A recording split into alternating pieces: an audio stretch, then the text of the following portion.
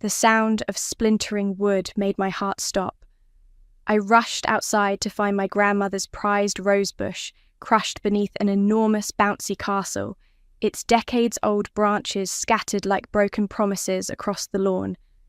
My brother Ramon stood there with a beer in his hand, watching his kids bounce away, while my sister-in-law Cynthia lounged on my grandmother's antique patio furniture, scrolling through her phone.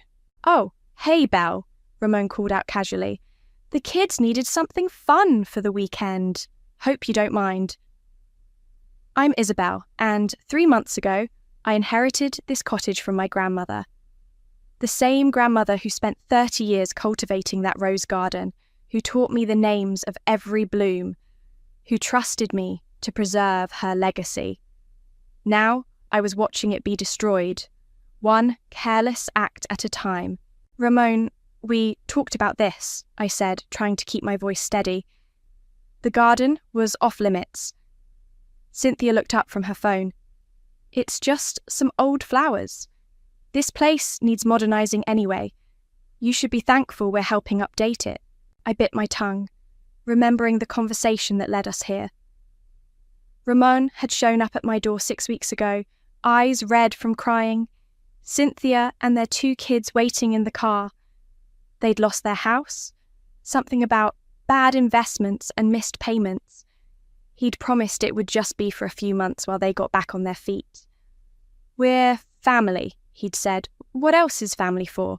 Now I watched as Milena, my 10-year-old niece, jumped from the castle onto what remained of the rose bush. Each bounce felt like a punch to my gut. "Dinner's ready," Cynthia called out. "Belle, you're welcome to join us. We're using that fancy dining room set, though honestly it's so dated. We should really think about replacing it." The dining room set. Grandmother's mahogany table that had hosted 50 years of family gatherings. I walked inside, past the walls they'd already started repainting without asking, past the boxes of grandmother's photos they'd packed up to make space, and into my car. My phone buzzed with a text from Mum. "Don't be difficult about the house, sweetie. Your brother needs this. Family comes first. Family comes first." How many times had I heard that phrase used to excuse Ramon's behaviour? When he borrowed my college fund, when he crashed my first car, when he showed up drunk at grandmother's funeral. I drove to the small coffee shop where I used to meet grandmother every Sunday. As I sat in our usual booth, my phone lit up with pictures from Cynthia's social media. She was posting photos of their new place, talking about renovation plans as if the house was already theirs. "Excuse me," a familiar voice said. "Is this seat taken?" I looked up to see Bonnie, my grandmother's next-door neighbour for 30 years, holding 2 cups of coffee. "I saw what they did to Margaret's roses," she said, sliding into the booth. "Your grandmother would be heartbroken." "I know," I whispered, accepting the coffee. "But what can I do? They're family." Bonnie's eyes hardened. "Family doesn't destroy what you love, dear. And your grandmother didn't leave that house to them. She left it to you." My phone buzzed again. Ramon. "Hey, sis, we're thinking of converting that old sewing room into a game room. The kids need their space, you know? The sewing room, where grandmother taught me to stitch, where we spent countless hours talking about life while she worked on her quilts. Each one told a story, she'd said. Each stitch was intentional." I looked at Bonnie, who had watched this family drama unfold for decades. "What would grandmother do?" She smiled, but it wasn't a warm smile. It was knowing, almost fierce. Margaret wouldn't let anyone walk all over her legacy. She may have been quiet, but she was never weak. I took out my phone and opened my contacts, scrolling to a number I hadn't used since handling grandmother's will. Lionel Morrison, attorney at law. "Sometimes," Bonnie said, watching me, "the kindest thing you can do for family is show them there are consequences." As I pressed the call button, another text came through.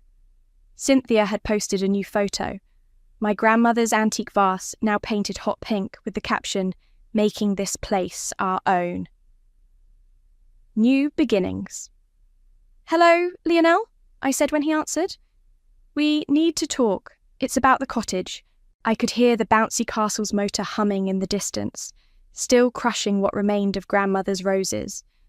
But for the first time since Ramon moved in, I felt something other than helpless. Something was building inside me. Quiet, calculated, and unstoppable. Like grandmother always said, roses might be delicate, but their thorns mean business. "What in God's name happened here?" I whispered, staring at the black Sharpie scrawls defacing my grandmother's portrait. The elegant oil painting that had hung above the fireplace for decades now bore cartoon moustaches and devil horns. "Kids will be kids," Cynthia chirped from the kitchen. "Besides, that old painting was so dreary." I pulled out my phone and quietly snapped a photo, adding it to the growing album I'd labelled evidence. 3 weeks had passed since my meeting with Leonel, and each day brought new destruction. The doorbell rang. It was Mom carrying a casserole dish. "Belle, honey, you look stressed," she said, pushing past me. "I brought dinner for everyone. Where are my grandkids?" "Probably upstairs," I said, drawing on more walls. Mum's face tightened. "Don't be dramatic. Ramon told me you've been difficult lately, making comments about how they're living here." A crash from upstairs interrupted us. 7-year-old Arthur came running down, clutching one of grandmother's porcelain music boxes. "Mum, look what I found!" Before anyone could move, he tripped. The music box shattered on the hardwood floor, its delicate ballerina splintering into pieces. "Oh, sweetie, are you hurt?" Cynthia rushed over, completely ignoring the broken heirloom. I knelt down and started gathering the pieces. That was grandmother's, from Vienna. "It's just stuff, Belle," Mum said, helping Arthur up. "What matters is he's not hurt. Remember when Ramon broke your science project before the fair? You got over that, didn't you?" The memory hit hard. I was 12, had spent months building a working model of the solar system. Ramon had accidentally knocked it over the night before judging. Mum had said the same thing then. "It's just stuff." "I need some air," I said, stepping onto the back porch. I pulled out my phone and dialed Lionel. "How's the documentation going?" he asked. "I've got photos of the damage, plus videos of them admitting to changes they've made without permission. Bonnie's been keeping a log of everything she sees too." "Good. Keep building the file. And, Isabel, stay calm. The calmer you are, the more they'll show their true colours." As if on cue, Cynthia's voice carried through the open window. "I'm thinking we should just get rid of all this old junk. Make room for our own things." I walked to the garden shed, the one place they hadn't invaded yet, and pulled out an old photo album. Inside was a picture from 20 years ago. Ramon standing over my broken science project, me in tears, Mum hugging him, while Dad stood in the background, silent as always. The back door slammed. "There you are," Ramon appeared, swaying slightly. "We need to talk about the master bedroom." "What about it?" "Well, it's the biggest room, and with the kids growing..." I stood up. "That's my room, Ramon. We agreed." "Come on, sis. You're barely here anyway. Always at that apartment of yours. We actually live here." "Because it's my house," I said quietly. Ramon's face darkened. "Right. Because grandmother played favourites. Always perfect little Belle, the only one who could do no wrong. I was the only one who visited her every week, who helped with her medications, who actually cared. We all cared," he shouted. "You just made it impossible for anyone else to get close. Always hovering, always judging." I pulled out my phone and hit record, letting it peek from my pocket. "Look," Ramon continued, his voice dropping to a manipulative whisper. "This house is too big for just you. We're a family. We need it more. Why can't you understand that? Because it's not yours to take." He stepped closer. "We'll see about that." After he stormed off, I played back the recording. His threats were clear, his entitlement evident. Perfect for the file. My phone buzzed with a text from Bonnie. Just watched Cynthia throw out another box of your grandmother's things. Got pictures. I replied, send them to me. Inside, I could hear Cynthia on the phone. No, you don't understand. We practically live here now. That makes it basically ours. Yes, I know her name's on the deed, but we're family. Mum appeared in the doorway. Belle, honey, why are you hiding out here? Come inside. Family dinner. I looked at her, really looked at her, the woman who had always chosen Ramon's drama over my stability, who had watched him take and take, calling it love. You know what, Mum? I'm not hungry. As I walked to my car, I heard Milena ask, why doesn't Aunt Belle like us anymore? Cynthia's response carried across the yard. Because she's selfish, sweetie. But don't worry. Soon, this will be our house anyway. I smiled slightly, thinking of the growing file on Leonor's desk. We'll see about that, I whispered, starting my car. I stood frozen in the doorway, staring at walls that had been seafoam green just 3 days ago when I left for my business trip. Now, they were painted a garish hot pink, and grandmother's china cabinet stood empty, its delicate contents nowhere in sight. Surprise! Cynthia emerged from the kitchen. We decided to brighten things up while you were gone. And don't worry about the china. We packed it away somewhere safe. My phone buzzed. A text from Dad. Family meeting tonight, 7 p.m. Important to be there. Oh, good. You got the message, Cynthia smirked. We have so much to discuss. I spent the next few hours documenting everything they'd changed, my camera clicking quietly as I moved from room to room. The antique mirror in the hallway, gone. Grandmother's handmade quilts, replaced with store-bought blankets. Even the kitchen herbs she dried and hung with such care had been tossed out for looking messy. At 6:55, cars started pulling into the driveway. Mum and Dad, Ramon's friend who happened to be a real estate agent, even my Aunt Linda, who hadn't visited grandmother once during her illness. Sit down, Belle, Mum patted the couch. We need to talk about what's best for everyone. I remained standing. Where's the china? Oh, honey, Mom sighed. That's not important right now. We're here to discuss the future of the house. Ramon cleared his throat. Look, sis, we've all been talking. This situation isn't working. Finally, something we agree on, I said. The thing is, Cynthia jumped in, this house is perfect for us. The schools are better here, the kids are settled, and let's be honest, you're never here anyway. Because you've taken over every room. Belle, Dad spoke up, his voice carrying that familiar tone of forced patience. Your brother has a family. They need stability. You're single, you have your apartment. It just makes more sense. To what? I interrupted. To give them my house. It's not just your house, Ramon stood up. Grandmother meant it for all of us. You just manipulated her into... Careful, I warned quietly. The point is, the real estate agent interjected, Ramon and Cynthia are willing to take over the mortgage. We've drawn up some paperwork. I laughed. Actually laughed. There is no mortgage. Grandmother owned it outright. Even better, Cynthia clapped. You can just sign it over and... No. The room went silent. What do you mean, no? Mum's voice shook. This is your family, Belle. Your brother needs... My brother needs to learn he can't take whatever he wants. Ramon's face darkened.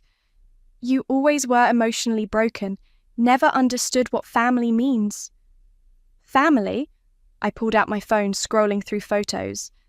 Like when you sold grandmother's jewellery while she was in the hospital? Or when you borrowed her car and crashed it? That's different. I was going through a hard time. You're always going through a hard time, Ramon, and everyone always expects me to fix it. Aunt Linda spoke up. You're being selfish. Your grandmother would be ashamed. Something snapped inside me. Really? Should we call Bonnie? Ask her who visited grandmother every Sunday? Who helped her with her medications? who actually listened to her stories instead of asking for money. "Now you're just being cruel," Mum whispered. "Cruel?" I walked to the mantel, touching the empty space where Grandmother's portrait had hung. "You want to talk about cruel? Look what they've done to her home, to her memories." "We're making it better," Cynthia protested. "This place was stuck in the past." "It was preserved with love," I cut her off. "Something you wouldn't understand." Ramon stepped toward me. "Sign the house over, Belle. One way or another, it's going to be ours." I smiled then, a calm settling over me. "Is that a threat?" "It's reality," he spat. "You really think anyone will side with you? The cold, distant sister who never makes time for family? Who lives alone with her cats?" "I don't have cats, Ramon. I have documentation, photos, witnesses, and a really good lawyer." The colour drained from Cynthia's face.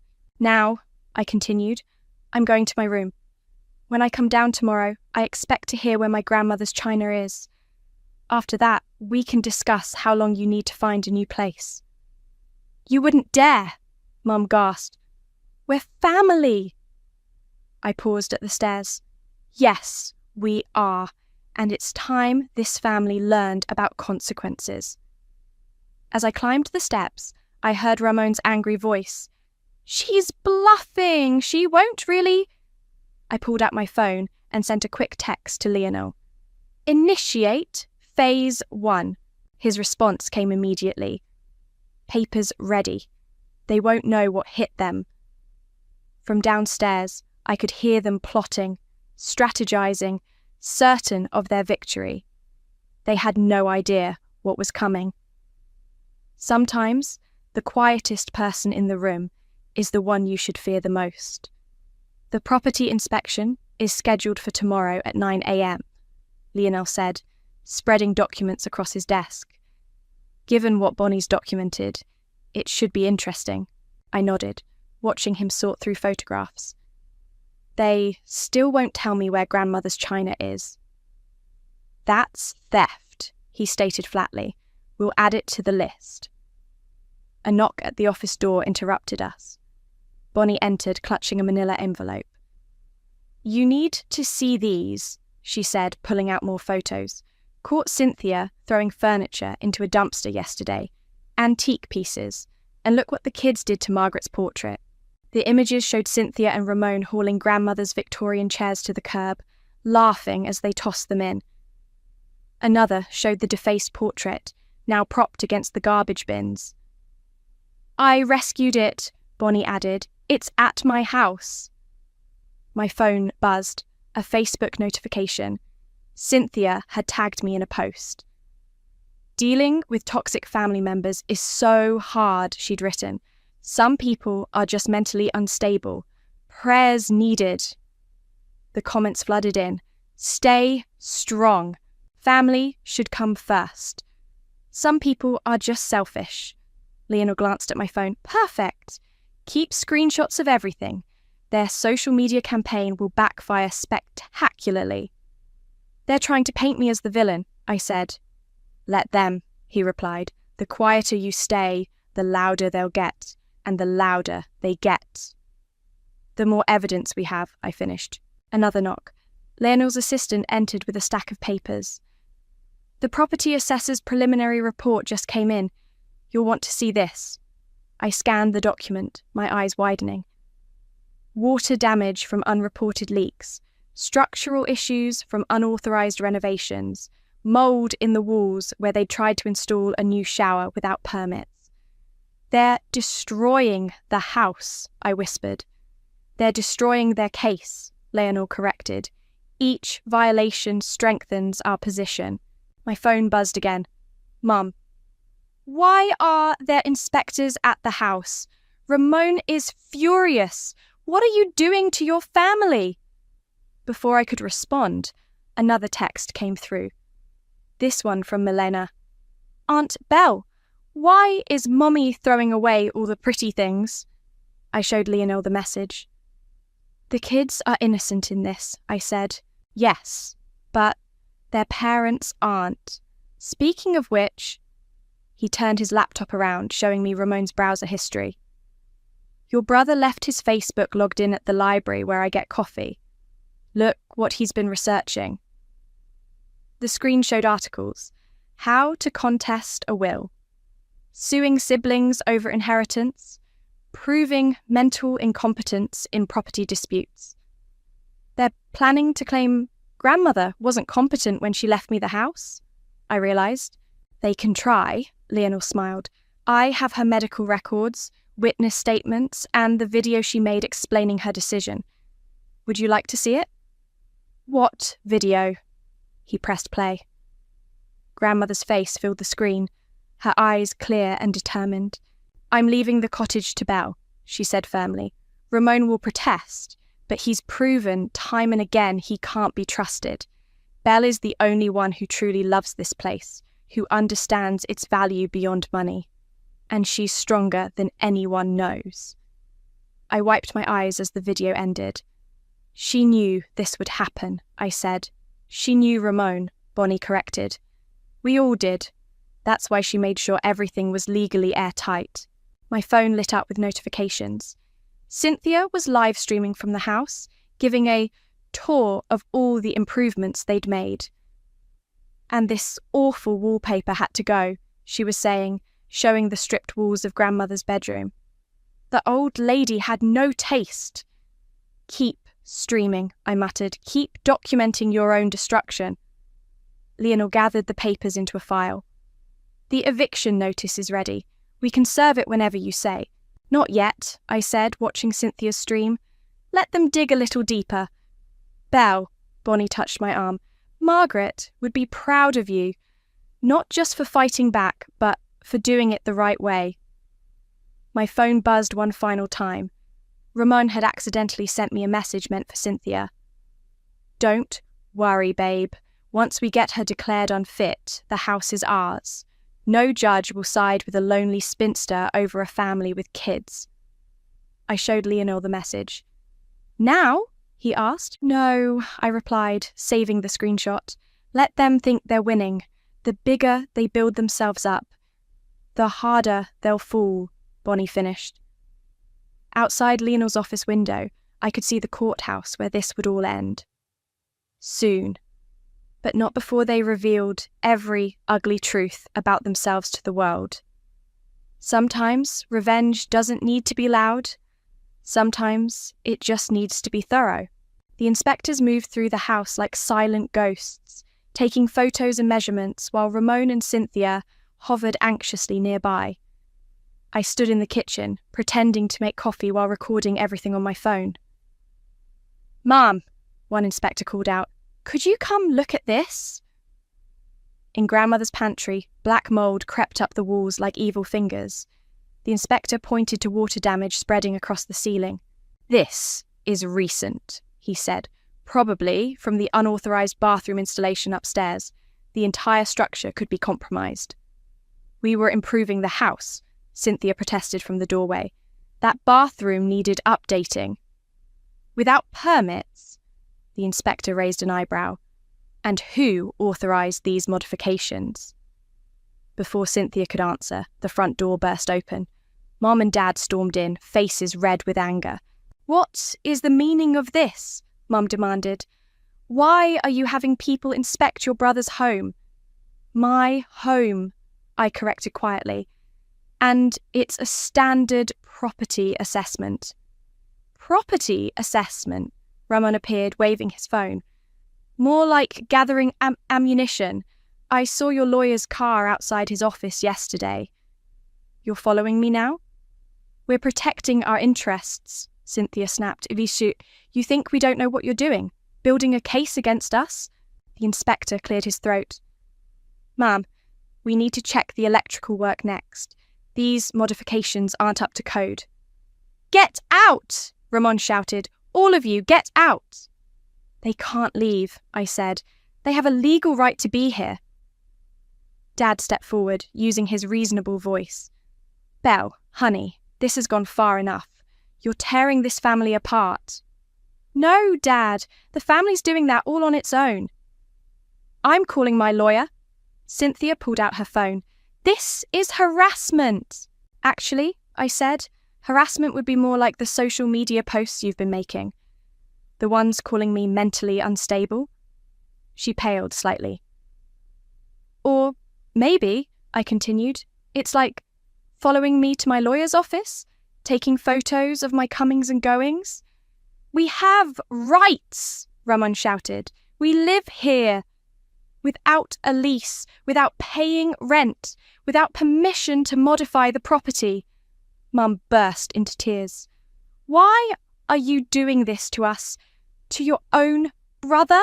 "Inspector," I called out, ignoring her, "would you like to see what they did to the master bathroom?" As we climbed the stairs, my phone buzzed with a text from Lionel. "Cease and desist letter sent to Cynthia regarding defamation. Eviction notice ready." The inspector let out a low whistle when he saw the bathroom. They'd ripped out grandmother's original clawfoot tub, leaving holes in the floor and exposed pipes everywhere. "This is..." He shook his head. "This is going to need extensive repairs." "We were going to fix it."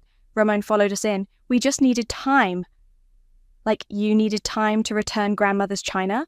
I asked. "Or her jewellery? Or her..." "You bitch!" Cynthia appeared in the doorway. "You entitled, selfish bitch. You think you're better than us just because that old woman played favourites." The inspector raised his eyebrows, recording everything on his tablet. "That old woman was my grandmother," I said calmly. "And this is my house." "Not for long." Ramon grabbed my arm. "We've already talked to a lawyer. We can prove you manipulated her, that you..." "Remove your hand," I said quietly, "or the next inspection will be from the police." He let go, as if burned. "Belle," Mum pleaded from the hallway, "please, they have children. Where will they go?" They had 6 months to figure that out. Instead, they decided to try taking what isn't theirs. My phone buzzed again. A social media notification. Cynthia was live streaming. And now she's brought strangers into our home, trying to intimidate us, just because she's jealous of our family, of our happiness. The inspector cleared his throat. "Mum, are you recording this official inspection?" Cynthia's face fell. "Because that could be considered interference with a legal process." I smiled slightly. "Don't worry, Inspector. Everything's being documented. Everything." "This isn't over," Ramon hissed as the inspection team moved to the next room. "You're right," I agreed. "It's just beginning." Later that evening, as I sat in my apartment reviewing the inspector's preliminary report, my phone lit up with a notification. Ramon had accidentally left his browser open on the family computer. The tab showed an article. "How to challenge inheritance on grounds of mental incompetence." I forwarded the screenshot to Lionel, adding, "Time for phase 2? His response came quickly. "Documents ready. They won't know what hit them." Through my window, I could see the lights on at grandmother's cottage. Music thumped, voices carried across the yard. They were having another party, celebrating their imagined victory. Let them celebrate, I thought. The best revenge isn't served cold. It's served legally, thoroughly, and with impeccable documentation. The process server arrived at exactly 10 a.m., while the remnants of last night's party still littered the front lawn.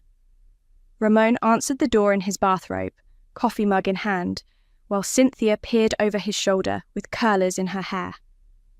"Legal documents for Ramon and Cynthia," the server announced, holding out a thick envelope. "What is this?"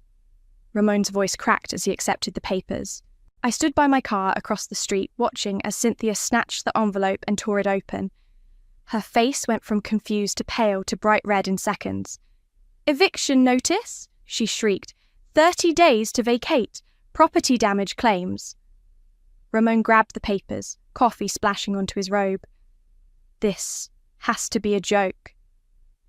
"Additionally," the server continued professionally, "you're being served with a cease and desist regarding defamatory social media posts and..." "Belle!" Cynthia screamed across the yard. "Get over here right now!" I walked calmly toward them as neighbours began peeking out their windows. "You're really doing this?" Ramon's voice shook. "To your own family?" "Read page 3, I said quietly, the part about grandmother's missing belongings. Cynthia's face twitched. "We didn't steal anything. We were just reorganizing into a storage unit across town." I pulled out my phone, showing them the security footage Lionel had obtained. "The one you rented under your maiden name?" "You had no right to." "I had every right, just like I have the right to demand you leave my property." Car doors slammed behind us. Mum and Dad rushed up the walkway, clearly summoned by frantic texts. "What's happening?" Mum demanded. "Ramon called us crying." "Your daughter," Cynthia thrust the papers at them, "is trying to make us homeless." Dad scanned the documents, his face darkening. "Belle, this is too far. We can talk about this as a family." "We tried talking," I said. "For 6 months we tried talking. Now we're doing things legally." "I'll countersue," Ramon shouted, "for emotional distress, for harassment, for what?" A new voice joined in. Bonnie walked up my driveway, carrying a large manila envelope. "For documenting how you destroyed Margaret's home, for proving you sold her jewellery, for showing how you tried to steal her house from your sister." "This doesn't concern you," Mum snapped. "Actually," Bonnie smiled, "as a witness to the property damage and theft, it does. Would you like to see my photos? I have quite the collection." Cynthia's face crumpled.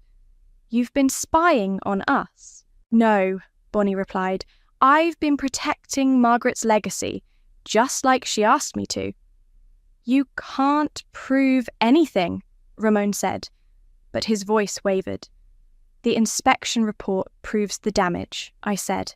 "The storage unit proves the theft. Your social media posts prove the harassment. And grandmother's video proves she was completely competent when she left me the house." "What video?" Mum whispered. "The one she made with her lawyer, where she explicitly states why Ramon couldn't be trusted with the property." Ramon lunged forward suddenly, grabbing my arm. "You manipulative little—" "I wouldn't." Bonnie's voice cut like steel. "Assault charges wouldn't help your case." He released me, stepping back. 30 days, I said, rubbing my arm. "Return grandmother's belongings, pay for the damages and leave." "Or what?" Cynthia challenged. "Or I press criminal charges for theft and property destruction. Lionel has the paperwork ready." "You'd do that?" Mum's voice broke. "To your own brother? You taught me that family comes first, Mum. But you never taught Ramon that family goes both ways." "We'll fight this," Ramon declared. "We'll get lawyers, we'll—" "You'll what?" I interrupted. "Prove that you destroyed the house. Prove that you tried to steal it. Prove that you've been planning this takeover for months." I pulled out my phone, showing them Ramon's browser history. His face went pale. "How did you—" "You really should log out of public computers, brother." Cynthia started crying, mascara running down her face. "Where are we supposed to go?" "That's not my problem," I said, "just like it wasn't your problem when you threw out grandmother's memories." Mum stepped toward me, hand raised to slap, but Dad caught her arm. "Don't," he said quietly. "You'll just make it worse." 30 days, I repeated, turning to leave. "Not 1 day more." "You'll regret this," Ramon called after me. "When you're old and alone, you'll regret choosing a house over family." I stopped and looked back. "I didn't choose the house over family, Ramon. You chose greed over sister." As I walked away, I heard Bonnie say, "I have more photos if anyone's interested. Margaret always said documentation was the best protection against liars." The sound of Cynthia's wailing followed me to my car, but for the first time in months, I felt at peace. Sometimes the quietest person in the room is the one you should fear most. especially when they have proof of every wrong you've done. The mediation room felt smaller than it was, cramped with tension and unspoken accusations. Ramon and Cynthia sat across the table, their lawyer between them, while Mom and Dad huddled in chairs against the wall. Lionel arranged documents in front of me with surgical precision. "Let's begin," the mediator said. "We're here to discuss the eviction notice and property damage claims regarding—" "This is ridiculous," Ramon interrupted. "She's my sister. You can't evict family." "Mr. Ramon," the mediator's voice hardened, "interruptions won't help your case. Now, Ms. Isabel has provided extensive documentation. Let's review it." Lionel started sliding photos across the table. The destroyed rose garden, the mouldy walls, grandmother's defaced portrait, the security footage of Cynthia moving antiques to storage. "These items," Lionel said, "are valued at approximately $47,000. That's not including structural damage to the property." Cynthia's lawyer leaned forward. "My clients were making improvements." "Without permits," Lionel countered. "Without permission. And without any professional oversight, leading to significant water damage." The mediator reviewed the inspection report. "This is concerning." "We were trying to modernize," Cynthia protested. "That old lady's taste was—" "That old lady," I cut in, "left very specific instructions about the house. Would you like to see her video statement?" Ramon's face went white. "There's no need for—" Lionel already had his laptop open. Grandmother's face appeared on screen, her voice clear and strong. "I'm leaving my home to Belle because she's the only one who truly understands its value. Ramon has proven repeatedly that he can't be trusted with family treasures. The missing jewelry, the pawned silver. Yes, I knew about all of it. Belle will protect this house. She'll honor its memories." Mum started crying. Dad stared at his shoes. "Furthermore," the video continued, "I'm of sound mind and body, making this decision with full mental capacity. Any attempts to contest this will only prove why I made the right choice." Cynthia's lawyer shifted uncomfortably. "Perhaps we could discuss a settlement?" "No!" Ramon slammed his fist on the table. "She manipulated grandmother. She turned her against us." "Like you turned our parents against me?" I asked quietly. "All those years of drama, of taking and taking, while they told me to be understanding. That's different. You needed consequences," I finished. "And now you're getting them." The mediator cleared his throat. "The evidence of property damage and theft is substantial. Ms. Isabel's terms seem quite reasonable. 30 days to vacate, return of all removed items, and payment for damages." "We can't afford that," Cynthia wailed. "You could start with returning grandmother's china," I suggested, "and her jewelry." "The jewelry's gone," Ramon mumbled. "We sold it," Mom gasped. Dad finally looked up, disappointment etched on his face. "Then we'll add its value to the damages," Lionel said, making notes. "We have appraisals for everything." "This isn't fair," Cynthia stood up, mascara running. "We have children. Where are we supposed to go?" "Perhaps," the mediator said dryly, "you should have considered that before destroying someone else's property." Ramon turned to our parents. "Mum, Dad, say something." But for the first time in my memory, they stayed silent. "Here are your options." Lionel laid out 3 documents. Option 1, accept the eviction, return what you can, and set up a payment plan for damages. Option 2, refuse and face criminal charges for theft and destruction of property. Option 3, try to fight it in court, where we'll present all this evidence, plus the social media harassment, plus... "Enough!" Ramon's voice cracked. "We'll take option 1. "Ramon!" Cynthia shrieked. Bro, we can't just... We lost, Cynthia. Look at the evidence. Look at what we did. We lost. The mediator nodded. A wise choice. Let's discuss the terms. As Leonor outlined the agreement, I watched my brother. Really watched him. The entitled anger crumbling into defeat. The realization that, for once, he couldn't charm or manipulate his way out. I never wanted this, I said softly. I just wanted you to respect what grandmother left me. You could have shared, Mum whispered from behind. Like Ramon shared my college fund, my first car, my inheritance from Dad's parents. Dad flinched at that. The papers were signed within the hour. As we left the room, Cynthia turned to me one last time. I hope you're happy destroying your family like this. No, Cynthia. The family was destroyed long ago. I'm just finally standing up to the destroyers. Through the window, I could see grandmother's cottage in the distance. Soon, it would be quiet again. Soon, the roses would bloom again. Sometimes, the biggest victories come not with a bang, but with the quiet scratch of a pen on paper, making things right at last. The moving truck pulled away from the cottage, carrying the last of Ramon and Cynthia's belongings.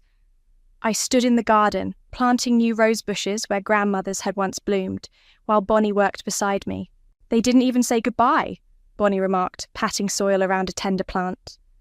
No, I agreed, but they did leave this. I pulled out a crumpled note found in the kitchen. We're staying at the Sunset Motel off Highway 12. The kids miss their aunt. Manipulation until the end, Bonnie sighed. My phone buzzed.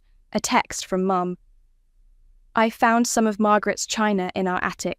Ramon must have hidden it there. When can I bring it by? Before I could respond, another message appeared. This one from Milena. Aunt Belle, I'm sorry about the roses. And grandmother's picture. I didn't want to draw on it, but Mum said it would be funny. I showed Bonnie the messages. The truth always surfaces, she said, standing up and brushing dirt from her knees. Speaking of which, she disappeared into her house next door and returned carrying something wrapped in a sheet. Found this behind my water heater this morning. Think you might want it. My hands trembled as I unwrapped grandmother's portrait. Despite the marker scribbles, her eyes still held that familiar warmth, that quiet strength. Nothing a good art restorer can't fix, Bonnie said. The sound of a car door made us turn. Dad stood in the driveway, holding a box. Found these too, he said quietly, setting down grandmother's photo albums.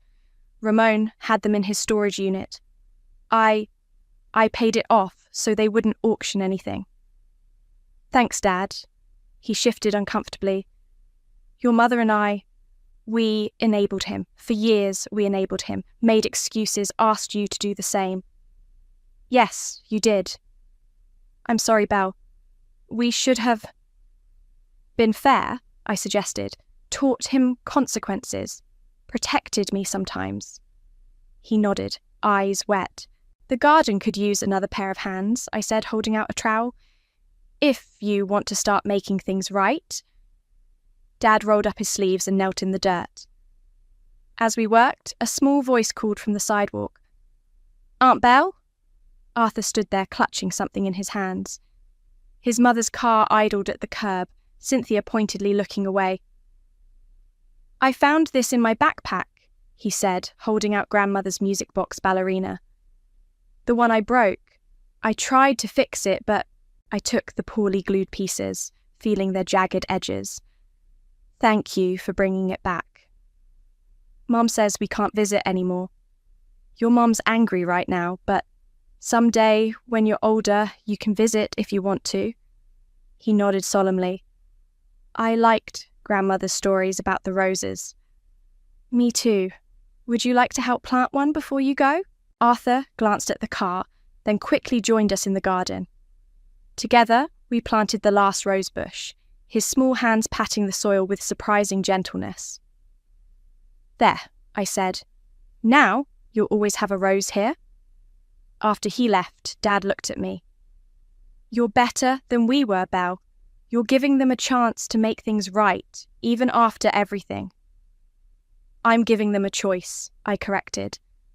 Just like Grandmother gave Ramon choices, and he made the wrong ones. Inside, the cottage was beginning to feel like itself again. The garish paint had been stripped, revealing Grandmother's carefully chosen wallpaper beneath. Her quilts were back on the beds, her herbs hanging in the kitchen. Bonnie helped me hang the portrait above the fireplace, marker stains and all. Why not restore it right away? She asked, because sometimes our scars tell important stories. My phone buzzed one last time. A text from Leonel. Ramon's first restitution payment cleared. Want me to have the roses replanted professionally? No, I replied. Some things you need to rebuild yourself. As the evening light filtered through Grandmother's lace curtains, I sat in her favourite chair, the one Cynthia had wanted to throw away. The house felt different now, stronger somehow, like it had weathered a storm and emerged standing taller. Dad was still in the garden, quietly working as the sun set. Mum's china waited to be picked up. Arthur's rose would bloom next spring. Even the portrait, despite its scars, watched over it all with Grandmother's knowing smile. I hadn't burned bridges, I'd simply stopped maintaining the ones that led nowhere. And in their place, new connections were growing. Tentative as spring roses, but just as promising. The cottage creaked softly, settling into its foundations. Outside, crickets began their evening song. I closed my eyes, finally at peace in the quiet house that had taught me the most important lesson of all. Sometimes, love means saying no, standing firm, and letting the truth speak for itself.